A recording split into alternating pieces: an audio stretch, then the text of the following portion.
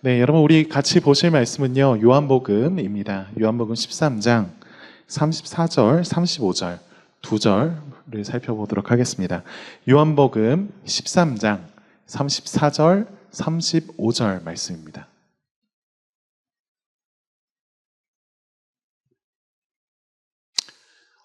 찾으실 때 미리 말씀드리자면 네, 두 절 짧지만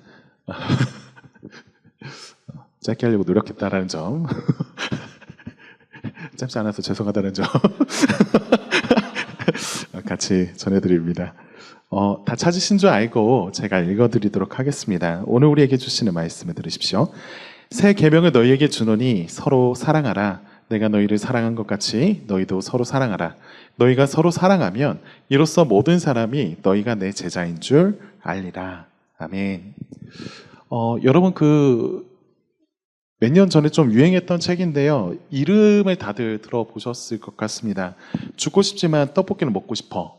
다 들어보셨죠? 저도 이 책을 평상시에 듣긴 했지만 읽어보지 않다가 최근에 기회가 있어가지고 좀 읽어보게 되었어요. 에세이더라고요. 이제 백세희라고 하는 그 작가님이 정서적인 좀 어려움이 있으셨다 합니다. 그러니까 이제 그러면서 이제 12주 정도의 기간 동안에 정신과 의사 선생님과 대화를 나누었던 그 내용을 엮어서 넣어놓은 내용이 그 책이었습니다. 근데 이제 그 책의 마지막 부분을 보면요. 이런 저자의 말이 좀 담겨져 있었는데 그게 굉장히 좀 인상적이었어요. 이거를 제가 좀 읽어드리고 싶습니다. 그 책의 내용입니다. 인용해드립니다. 내가 바라는 거, 난 사랑하고 사랑받고 싶다. 의심 없이 편안하게. 그뿐이다. 방법을 모르기에 괴로울 뿐이다. 마지막 진로 기록을 마무리하고 맺은 말을 쓰지 못한 채 한참을 헤맸다. 결국 이 책은 질문도 답도 아닌 바람으로 끝난다. 나는 사랑하고 사랑받고 싶다. 나를 아프게 하지 않는 방법을 알고 싶다. 그냥 이 내용 들었을 때 짐작이 되실지 모르겠는데 이분이 앓고 계셨던 정신적인 장애가 뭐였냐면 기분 부전 장애. 들어보셨나요? 기분 부전 장애. 저도 잘 모르는 거였는데 이게 좀 생소한 말이지만요. 얕은 그 우울의 상태가 지속되는 거. 그런 질병이라고 해요. 그리고 이것과 더불어서 이제 불안장애가 함께 있어서 어려움을 겪었다 합니다. 근데 이제 이분이 마지막 말미에 얘기하고 있는 이 내용에 대해서 우리가 그냥 모르는 마음이라고 그냥 얘기하진 않을 것 같아요. 의심 없이 편안하게 사랑하고 사랑받고 싶다라고 하는 마음은 특별히 이 저자에게만 해당되는 그런 바람은 아닐 겁니다. 우리도 마찬가지죠. 우리도 사랑하고 싶고 사랑받고 싶은데 그 일에 있어서 끊임없이 올라오는 여러 가지 의심들과 어떤 어려운 것들 없이 그냥 있는 그대로 좀 사랑하고 사랑받고 싶은 마음이 우리에게 있습니다. 여러분 그런데 이제 우리가 이런 생각을 해볼 필요가 있는 것 같아요. 왜 우리는 이토록 사랑하기를 갈망하고 바라는 존재들일까? 여러분들이 이미 교회에서 혹은 이곳에서 여러 가지로 들으신 바가 있다면 우리가 하나님을 닮게 지어졌기 때문이다 라고 하는 사실을 들어보셨을 겁니다. 하나님이 사랑이신데 그 사랑이신 하나님을 닮게 지음받았기 때문에 하나님과 같이 우리는요 관계를 맺는 존재, 사랑하는 존재로 지어졌기 때문에 우리는 사랑이 아니면, 관계를 맺지 않으면 사랑하고 사랑받지 않고서는 살아갈 수가 없는 존재가 되었죠. 근데 이제 제가 최근 들어서 저에게 좀 찾아와서 여러 가지 고민들을 나누는 친구들이 좀 비슷한 고민들을 좀 얘기하는 것 같아요. 고민을 들어보니까 이런 식의 내용이었습니다. 왜 나는 그래도 연애를 하는데 있는 놈이 더해요. 연애를 하는데 왜 외롭고 왜 사랑을 받으면서도 계속 의심하고 자기 자신을 갉아먹는지 잘 모르겠다 라고 하는 내용이었습니다. 진짜 처음 들을 때는 진짜 있는 사람이 더한다 라고 하는 생각을 했는데요. 가만 생각해보면 저와 여러분도 비슷한 생각을 할 때가 있는 것 같아요.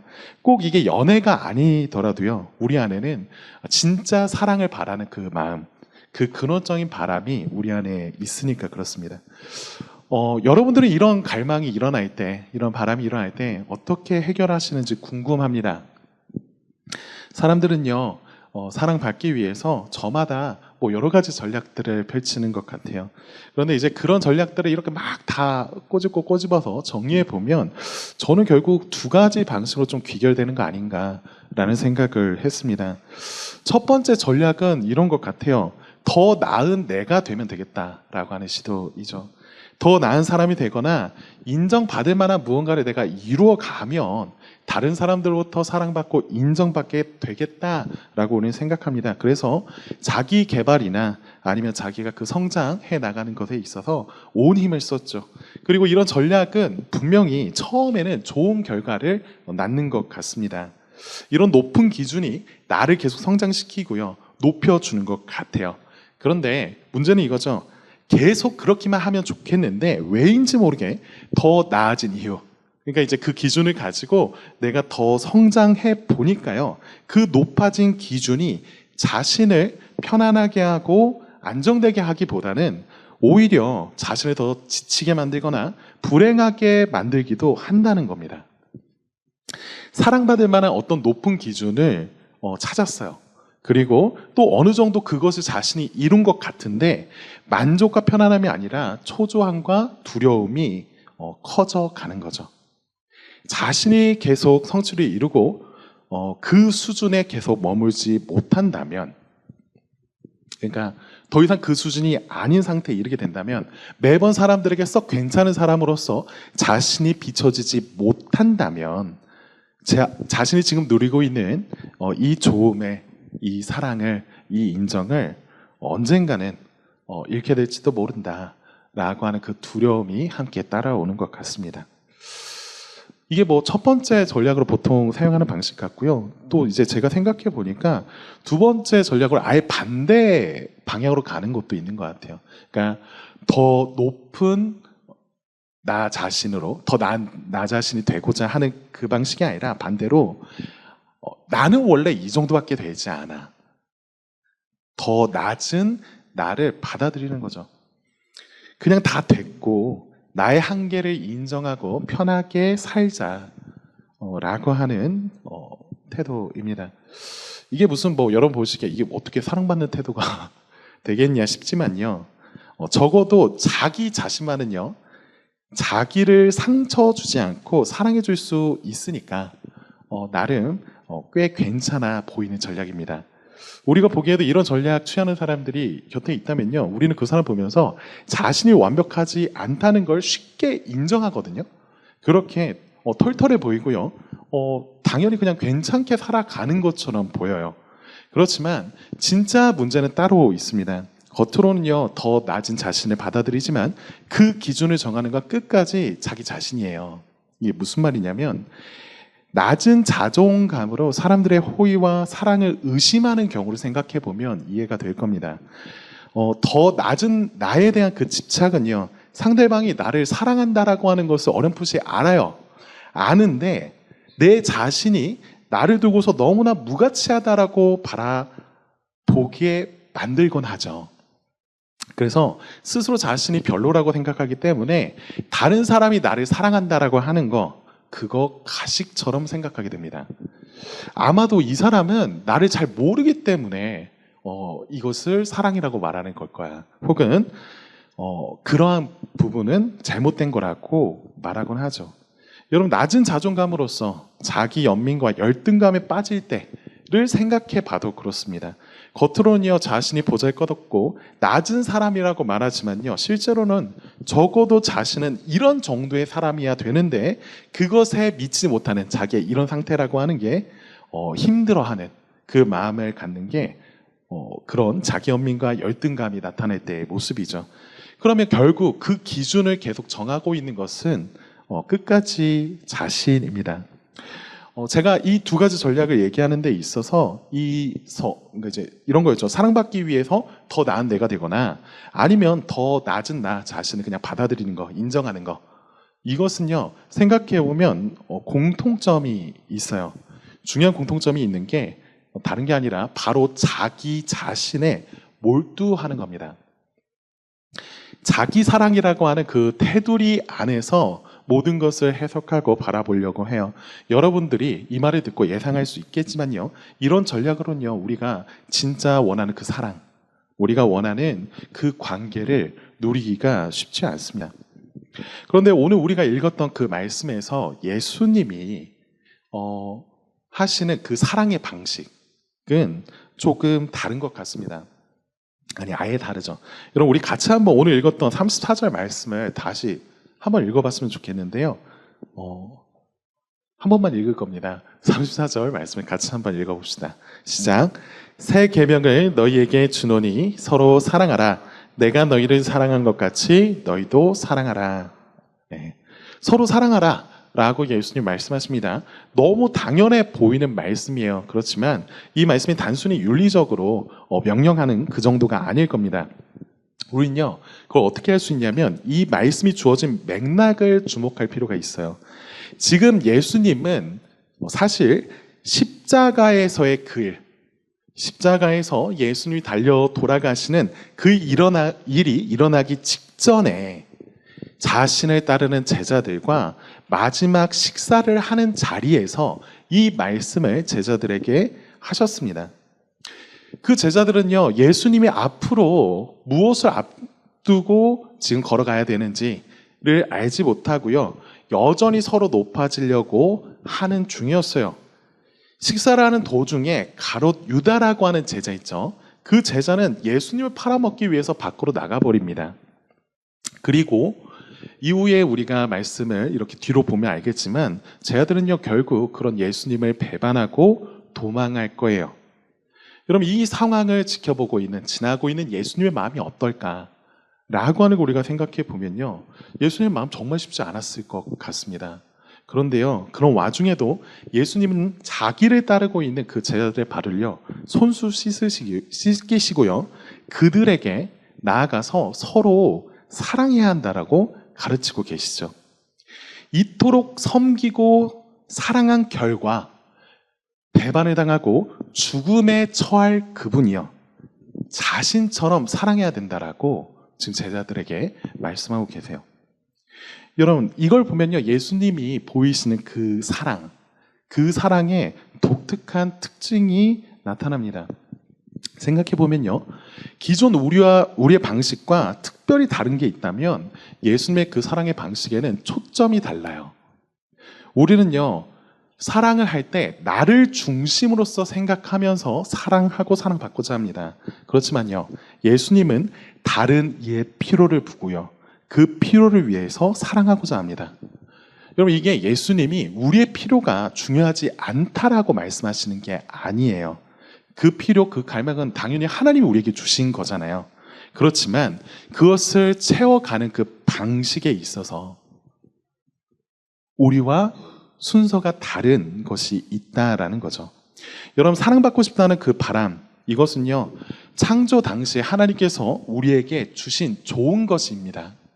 그러니까 사랑받고 싶어하는 그 마음이 나쁜 거 아니에요. 그런데 인간이요, 하나님을 떠나고 나서 모든 것을 다 비틀어 보고 다 헛되게 사용하잖아요. 하나님의 방식은 생각하지 않고 거부하면서 그렇게 헛되게 사용합니다. 사랑 역시 마찬가지죠. 원래 사랑이라고 하는 것은 하나님께서 처음에 우리에게 그 사랑을 행하게 하실 때, 그리고 그분이 그 사랑을 나타내 보였었을 때, 사랑이라고 하는 것은 늘 베푸는 것이었습니다. 초점이 상대방에게 있어요. 자신에게 있는 게 아니라 상대방에게 있습니다. 그렇게 창조 질서대로 사랑받고자 하는 그 욕구, 그것은 자연스러운 거지만요, 사랑받기 위해서 사랑하는 것, 이것은 여러 가지 문제를 낳게 되죠. 그것은 그 대상을 사랑한다는 그 명목 하에서 때로는 우리는 그 대상을 이용할 때가 있기 때문입니다. 바로 이 지점에서 우리 시대, 그리고 우리가 하고 있는 그 사랑이 왜곡되어 있는 부분이 있다라고 하는 걸 보게 되죠. 우리는 누군가에게 반해서 사랑에 푹 빠지는 것, 그것이 진짜 사랑이야 라고 생각을 하곤 합니다. 하지만요, 그것을 찬찬히 뜯어보면 사실 사랑받고 싶어하는 그 마음 안에는 때로는 우리가 굶주려 하는 거, 배고파서 줄여 있는 그 모습과 상당히 좀 유사한 모습들을 보여요. 본래 사랑은 사랑하는 사람을 위해서 자기를 희생하면서도 기꺼이 무엇이든 하는 것이지만요. 오늘 우리는요, 대부분 내가 중요하게 여기는 누군가로부터 사랑받는 것을 통해서 내 자신의 의미와 가치를 만드는 것이 중요하다라고 여깁니다. 그럼 이런 생각과 기대에서 형성되는 외로움은요, 때로 우리가 원하는 그것이 충족되지 않는다면 거기에서 낳게 되는 그 외로움은요, 결국 우리를 관계의 중독으로 이끌어 갈 거예요. 상대방을 통해서 저와 여러분의 의미와 가치가 충족되지 못한다는 거, 그걸 경험합니다. 그러면서 경험하면서 알면서도 계속 그것을 갈구하고 더 목말라 하는 거죠. 저와 여러분이 외롭다라고 느끼는 이유가 무엇일까라고 묻는다면, 그럼 우리는요, 그때 한번 생각해 봐야 됩니다. 우리가 느끼고 있는 그 외로움이 자연스러운 것이긴 하지만요, 또한 왜곡되어 있는 그 사랑의 갈증일 수 있다라고 하는 것을 주의해야 합니다. 한시라도 날 사랑하는 누군가가 곁에 있지 않으면 자기가 매력 없는 것처럼 여겨지는 거, 무가치한 사람인 것처럼 바라보는 것은요, 제대로 된 평가가 아닙니다. 이것이 적실한 해결책도 못 돼요. 여러분, 이런 마음으로 연애를 시작한다고 생각해 보세요. 그 연애 당연히 쉽지 않을 겁니다. 이런 방식의 사랑은요, 늘 자기 중심적이기 때문에요, 그 관계를 힘들게 파괴적으로 끌고 갈 거예요. 그렇지만 예수님은요, 늘 자신보다 다른 이들의 필요를 생각하셨고 우선하셨습니다.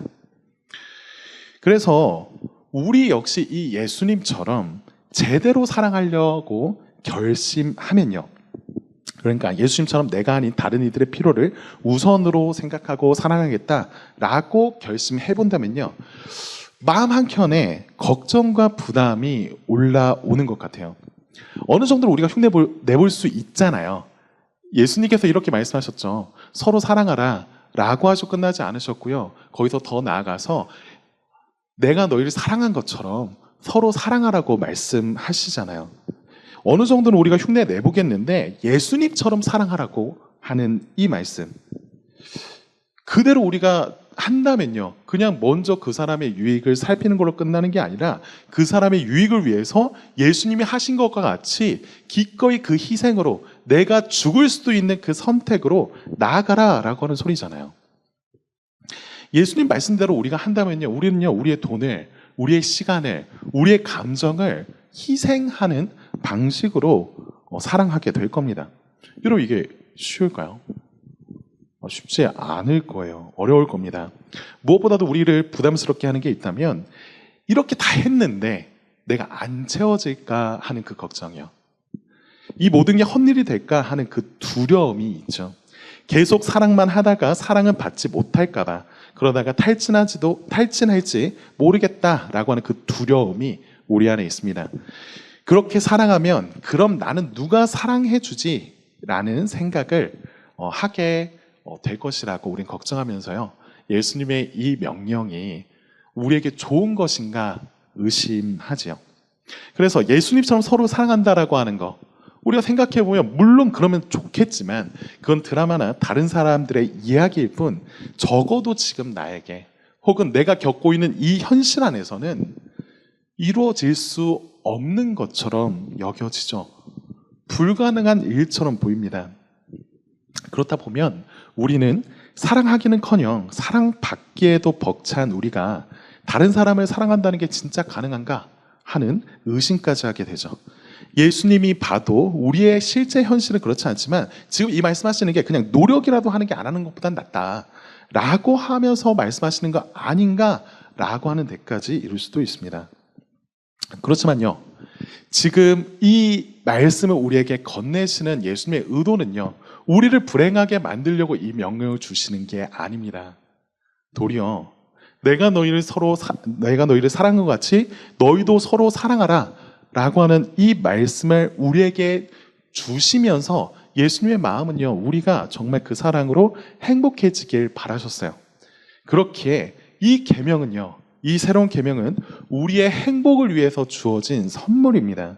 이것에 대해서 적어도 두 가지 근거를 댈 수 있을 것 같아요. 첫 번째는 이렇습니다. 여러분, 우리는요, 사랑하는 누군가를 발견하게 되었을 때 우리의 삶이 비로소 살아있다라고 하는 것을 더 느낍니다.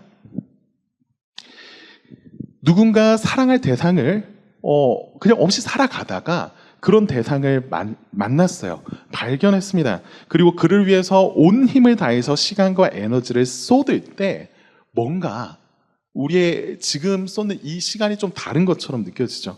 여러분도 한 번쯤은 경험해 봤을 겁니다. 한 번이 뭔가요? 두 번, 세 번 경험해 봤겠죠. 자기만을 위해서 살던 사람도요, 누군가를 사랑하게 되면 좀 달라집니다. 그런 사람이 배우자를 만나고 자녀를 처음 만났을 때 사랑해야 될 책임과 의무를 두고요, 괴로움만으로 여기는 게 아니라 그것을 기쁨과 희망으로 여기는 것을 보죠. 이전에는 그랬어요. 아이를 갖는다라고 하는 것, 누군가를 사랑한다라고 하는 것이 너무나 나에게 벅찬 일이고 두려운 일이라고 생각합니다. 하지만 정말 그럴 대상을 만나면요, 하고 싶어져요. 이것이 우리에게 주는 기쁨이 있다라고 하는 걸 알게 됩니다. 그렇게 하나님이 우리를 사랑하셨다라고 하는 그 소심한 선물인 게 아니고요, 우리가 서로를 서로 사랑해야 된다라고 하는 건 역시도 우리에게 기쁨을 주고자 하시는 하나님의 선물인 거죠. 이게 첫 번째 근거가 된다면, 두 번째는 이런 얘기를 할 수 있을 것 같아요. 이 계명을 기쁘게 받아서 순종하는 사람들이 있다라고 하는 거예요. 이 계명을 순종하려고 하는 사람들, 그 사람들이 있기에 우리는요, 이 계명을 보면서 우리의 행복을 위해 주어졌다라고 생각하게 됩니다. 예수님은요, 우리가 그렇게 서로 사랑하게 될 때에 사람들이 너희가 예수님의 제자인 줄 알게 될 거라고 말씀해 주셨습니다. 그러니까 이 계명을 기쁨으로 순종하는 사람들이 참 그리스도인이 맞다라고 얘기해 주신 거죠. 여러분, 근데 이거 오해하지 말 거는 참 그리스도인이 되기 위해서 순종해야만 내가 인정해 줄 거다라고 하시는 말씀 아니에요. 그 말씀이 아니라 우리가 예수 그리스도를 따르는 자들이 맞다면, 우리가 그리스도 안에 거한다면 그리스도가 우리를 향해서 행하신 그 사랑을 우리가 경험하였고 알았다라고 한다면 이 계명을 기쁨으로 순종하는 자리 가운데 우리가 서게 된다는 거죠. 여러분, 이런 사랑은 좀 비현실적이야 라고 말하는 우리도요, 실은 따져보면 그런 사랑을 바랍니다. 필요가 있다면 조건과 상관없이 자신을 내어주는 존재를 원해요. 나도 답을 모르겠을 그 꼬장 부리는 내 마음이 있잖아요. 그 마음에 굴하지 않고 때로는 덮어주고 끝까지 붙들면서 싸워주는 누군가, 그런 사람이 있으면 좋겠다라고 하는 그 마음이 우리에게 다 있습니다. 그렇다면요, 우리는요, 이 계명이 그리스도를 따른 자들에게 주어졌다는 사실을 보면서 함께 기뻐해야 해요. 비록 지금 나는 이게 부담스럽고 순종하고 싶지 않을 수 있죠. 그렇지만요, 이 계명을 진짜 자기의 기쁨으로 여기는 사람들이 있다는 거잖아요. 그런 사람들이 있다면 예수님의 사랑이 무엇인지 지금 알고 누려서 그 사랑 가운데에서 자신 역시도 다른 이들에게, 나보다도 다른 이들을 더 생각하며 예수님이 보이신 그 사랑을 행한다라고 하는 사람이 내 곁에 있다라고 한다면, 그것이 예수님만큼 얼마나 대단하지 않더라도요, 그 마음을 갖고 내 곁에 머무는 이들이 있다라고 한다면 우리는요, 그들 안에서 우리가 바라고 원하던 그 좋음, 그 사랑의 기쁨들을 조금씩 얻어갈 거예요. 만일 자신이 사랑받기를 바라기보다 먼저 다른 이를 사랑하려고 하는 사람들이 우리 주위에 가득하다, 그러면 우리는 때로 실패해도 사랑받을 수 있고요, 서로를 의지할 수 있을 겁니다. 이런 사랑의 명령을 지키려고 하는 공동체가 있다면 우리는 사랑받기 위해서 나를 포장하거나 몸부림치지 않아도 괜찮을 거예요. 있는 모습 그대로 쉼을 얻으면서 진짜 사랑이라는 게 무엇인지 알아갈 수 있을 겁니다. 성경은요, 그런 공동체를 교회라고 부릅니다. 이 사랑을 우리가 알 때요, 우리는 진짜 사랑을 하기 시작합니다. 받기 위해서가 아니라 주기 위해서 사랑을 해요. 여러분, 제가 이걸 가지고 와서 여러분과 함께 나누면서 꼭 하고 싶은 나누고 싶은 그 내용이 있다면 이것입니다. 우리가요, 하나님의 말씀을 들으면서 예수 그리스도께서 우리를 위해서 하신 일들을 듣고 그걸 인해서 기뻐하잖아요. 정말 어디에서도 들을 수 없는 그 사랑의 방식들과 그 사랑의 깊이들을 우리가 경험하면서 즐거워합니다. 그렇지만요, 여러분들이 살고 있는 그 외의 삶, 그러니까 여러분을 대하는 여러분 주변에 있는 많은 사람들의 어떤 사랑의 방식은요, 예수님이 우리에게 보여주신 그 사랑의 방식과 항상 일치하지는 않아요. 우리 역시도 그렇게 할 때가 많고요. 그렇다 보니까 우리는 계속 우리가 들었던, 그리고 우리가 경험했던 그 좋은 사랑, 그 진짜 사랑의 방식을 좋다라고 하는 걸 인정하면서도 긴가민가 하면서 계속 헷갈려 합니다. 이 말은요, 우리의 삶에서 하나님께서 우리를 바라보시는 그 방식, 하나님께서 우리를 대하시는 그 사랑의 방식대로 우리를 대해주는 누군가를 우리가 계속 만나고 경험하는 것이 필요하다는 거예요. 하나님의 말씀을 가지고 우리가 경험하고 누림으로써 끝나는 것이 아니라 주님께서 그 선물과 더불어서 함께 허락하여 주신 그 복음의 빚진 자들, 복음으로 그 마음이 젖어든 자들과 더불어서 함께하게 될 때 그런 하나님의 시선으로 내가 잘났든 못났든 내가 실패하든 내가 때로는 좀 괜찮은 사람처럼 보이든 그렇지 않든 간에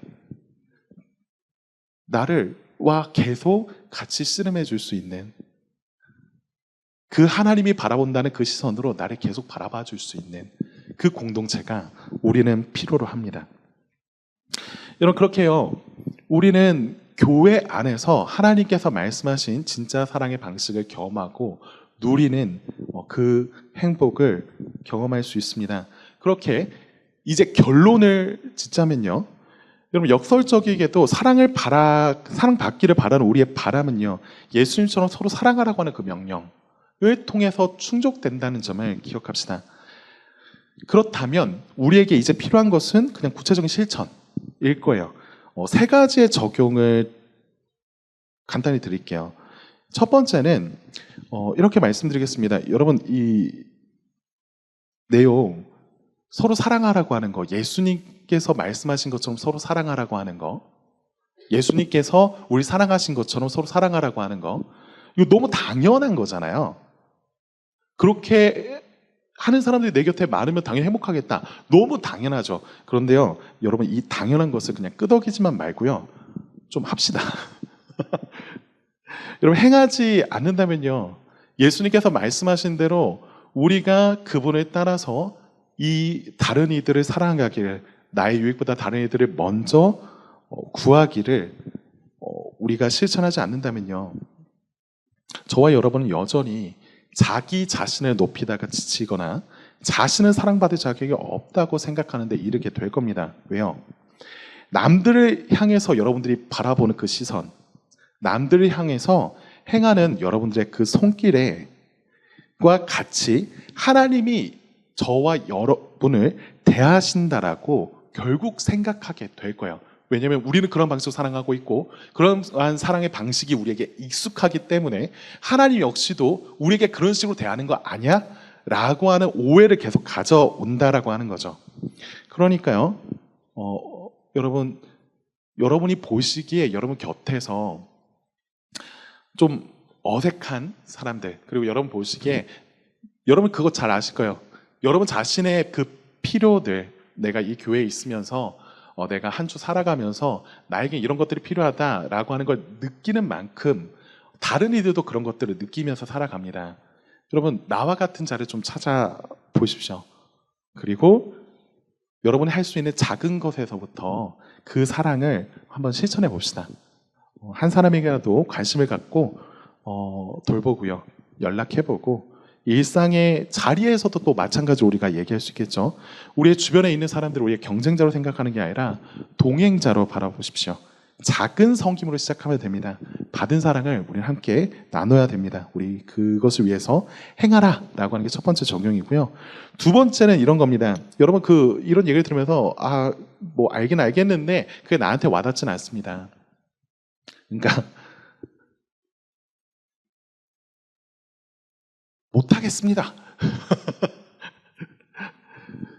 못하겠다 싶고 잘 모르겠다 싶으면요, 여러분 일단 이 명령을 소중히 여기는 사람들을 눈여겨보시고요, 그 사람들 곁에 머무십시오. 이 말이 교회와 함께하자라고 하는 말이에요. 옆에 있는 분들이요, 그리고 이제 다음 주에는 또 새로운 부서로 또 새롭게 소그룹을 시작하게 될 텐데, 그곳에서 만나면서 서로 어색하잖아요. 어색한 가운데 좀 용기 내어서 말을 건넬 때 그 건네는 그 말을 이렇게 너무 밀어내지 마시고 좀 받아주십시오. 여러분 같이 대화하면서 짜증이 나면요, 짜증은 부리시되 그 앞에서 사라지지 마십시오. 여러분 예수 그리스도를 따르는 그 사람들이 예수님이 그들에게 그랬던 것처럼 여러분들이 짜증내서 막 어떻게 할 때 그냥 여러분 곁에서 멀어져 버리고 피해버리는 게 아니라 여러분 그냥 내버려 두지 않을 거예요. 다시 한번 말씀드릴게요. 잘 모르겠다 싶으면 이 명령, 사랑하는 사람들 곁에 머무십시오.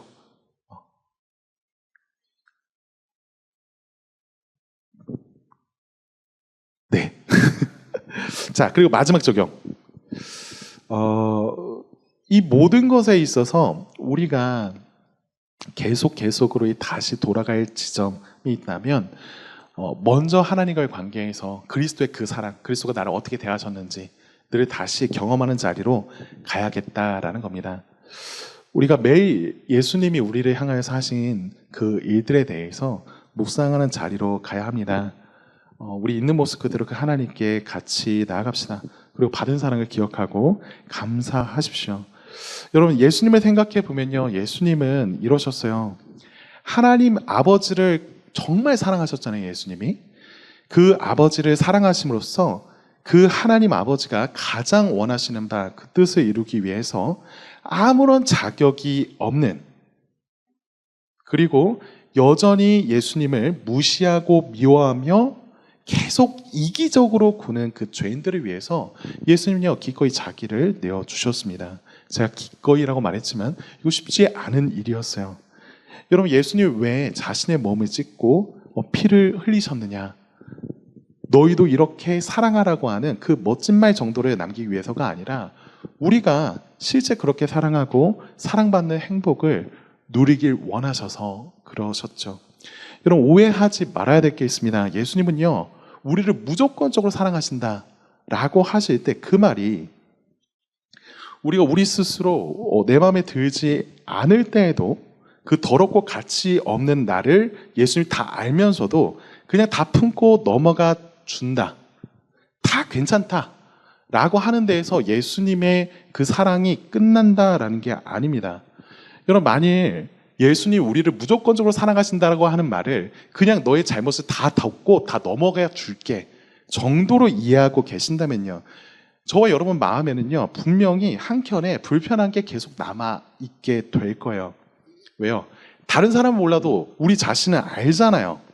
난 여전히 예수님의 사랑을 안다라고 말하면서도 더럽고 별로인 모습을 갖고 있어요. 그러니까 그 상태에서는 우리가 바뀐 게 하나도 없다라고, 이건 그냥 정신승리의 뿌리라고 생각하는 분이 있을지도 모르겠습니다. 그렇지만요 예수님께서 십자가에서 하신 그 사랑은요 단지 우리를 부족한 그대로 놔두고 그냥 덮고 넘어가 주시는 정도에서 멈추는 게 아니었습니다.